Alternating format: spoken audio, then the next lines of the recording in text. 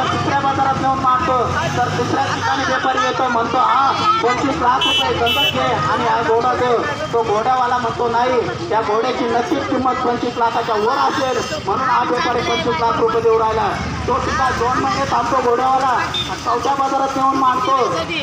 चौथ्या बाजारामध्ये त्याला 30 लाख रुपये व्यापारी देतो आणि घोडा ते म्हणतो तरी तो घोडावाला म्हणतो नाही, नक्कीच्या घोड्याची किंमत 30 लाखाच्या जास्त असेल म्हणून तो अजून थांबू आहे आपण आणि अजून या घोड्याची किंमत वाढेल म्हणून तो घोडा घरी घेऊन जातो.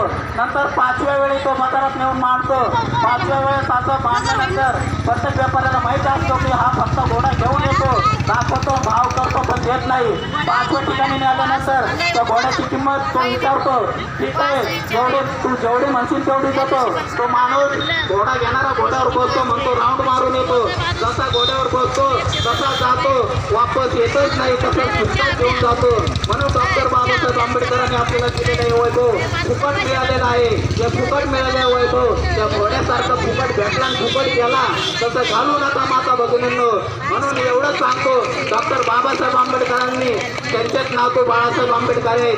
बाबासाहेब आंबेडकरांच्या उपकाराची परतफेड करण्याची वेळ आलेली आहे. बाबासाहेब आंबेडकरांच्या उपकाराची परतफेड या हातातून करा की बाळासाहेब आंबेडकर यांच्या पक्षाचे उमेदवार सुनीता संजय हिवाळे यांना मतदान देऊन त्याची थोडीशी उपकाराची परतफेड करा.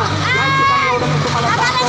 त्यानंतर या मिशनसमोर 31 तारखेला बहुमताने या सिलेंडरच्या समोरचं बटन दाबून प्रचंड मताने मतदान करा. एवढंच या ठिकाणी विनंती करतो, थांबतो. धन्यवाद. जय भीम, नमो बुद्धाय.